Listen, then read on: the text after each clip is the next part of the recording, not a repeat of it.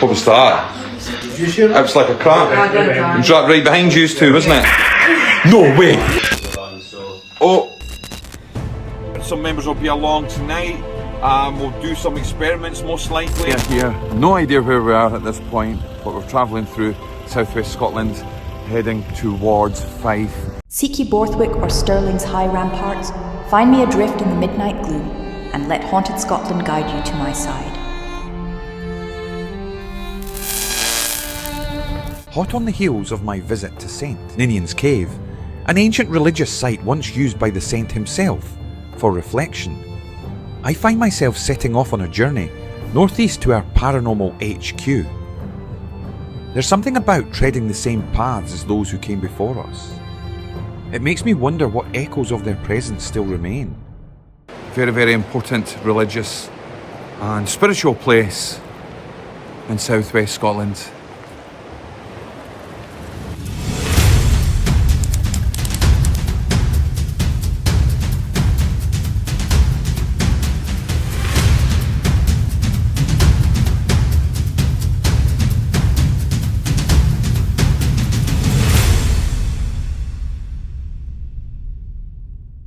As I wind my way through the hills of Scotland, I'm reminded that the very roads I travel were once traversed by some of Scotland's most iconic historical figures, none more prominent than Mary, Queen of Scots. We're currently researching her life and, more intriguingly, her afterlife.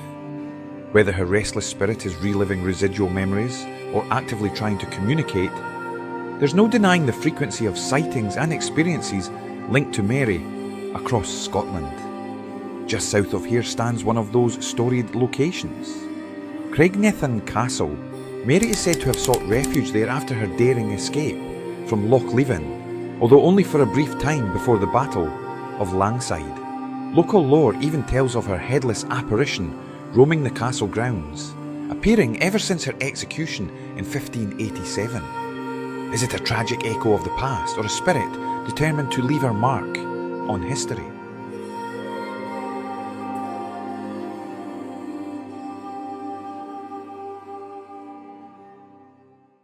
Behind every investigation is a lot of unseen work.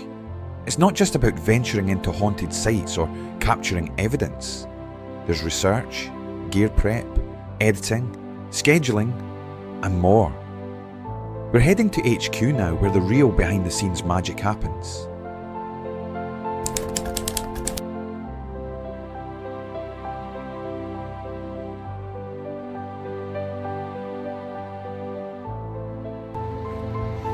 So right now we're just travelling through this area here. No idea where we are at this point, but we're travelling through southwest Scotland, heading towards Fife and Paranormal HQ, and stopped here at this beautiful spot on the travel. I've got a couple hours to drive, then I'm going to meet up, do some paperwork, some stuff at HQ, and yeah, busy day ahead. And who says it's just about ghost hunting? Because it certainly isn't.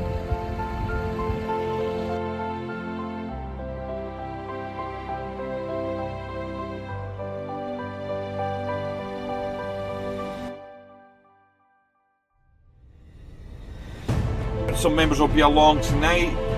We'll do some experiments most likely, and then it'll be another long journey to end off the day. The day will probably finish around about 10 or 11 o'clock tonight. So it's an early start, and it's going to be a late finish. The tri-field setup there is one over there beside Greg as well. We'll explain what we're going to do in a minute, but we're going to try some really good audio work in here.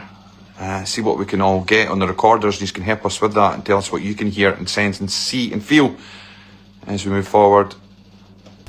Should we try some audio to get us started? We've set up for when we leave tonight, and you want to write hot items over there. For the lives that we're on, so. Oh! Is that spot or not? I did turn around that way.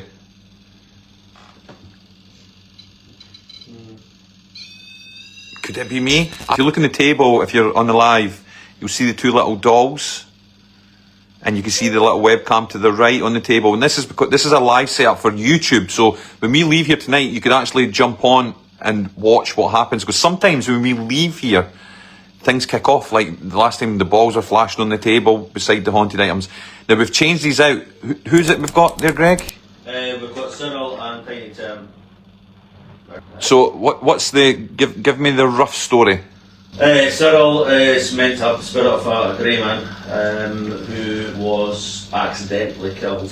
We believe he was pushed by a work colleague while up in an upper floor in a stable block. And he's fallen through and unfortunately died. Tiny Tim is said to have the spirit of a young child who fell out of a tree.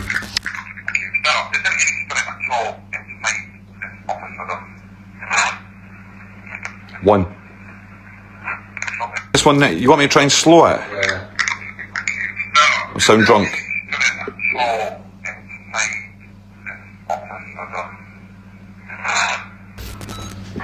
you have the spirit of either Tiny Tim or Cyril here, please?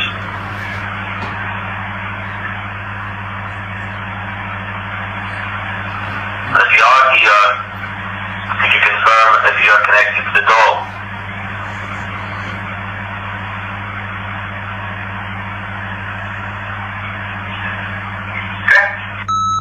Something's at the end. You need to play that again. I heard that. If you are here, could you confirm if you are connected to the doll?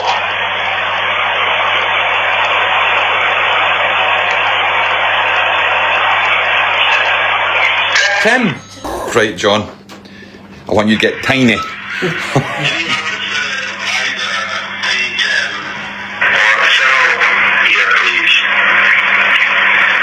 No way.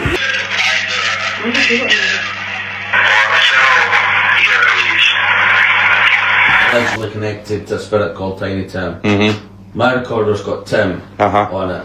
We get closer to doll, John's got Tiny Tim. Tiny Tim. So I mean that's 3 connections to the same item. I don't think there'd be anything in here.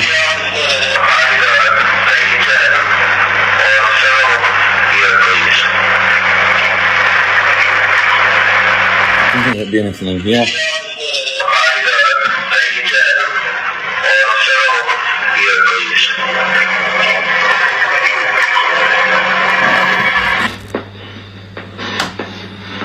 What was that?